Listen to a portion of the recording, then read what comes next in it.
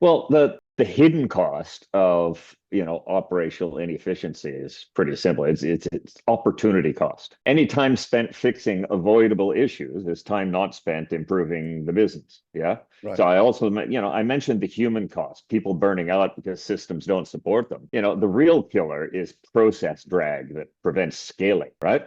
Uh, Especially everybody wants their businesses to grow, to scale up, Yeah. or to become more efficient so that the bottom line at least is scaling, right? Right. Right. Um, but opportunity costs. I mean, when you think about how hard people work to generate $1 of profit, right? Yeah. You have to look at it that way. How hard did we work to get to even just $1 in profit? Yeah. And if inefficiencies are costing you those dollars, it can be very, painful. It's a total blatant opportunity cost. Right. Right. Aside from the morale, it's going to have a morale impact. Whether you care more about improving the business or improving the morale, and I believe you need both to have a successful business, right? It'll be around opportunity cost. Yeah, Yeah.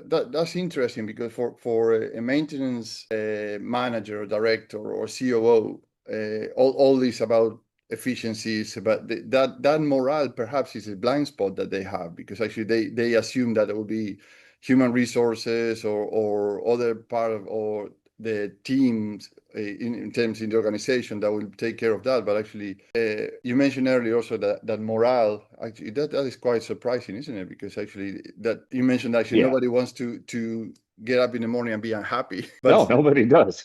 But look, good people hate bad systems. right, right, When your team is, constantly fights broken processes, they yeah, disengage or they leave. They're not going to stick around for too long and they're not going to remain engaged. Yeah. The yeah. ones who stay end up firefighting instead of delivering value. Fixing inefficiency isn't just about performance, it's Yeah. also about culture.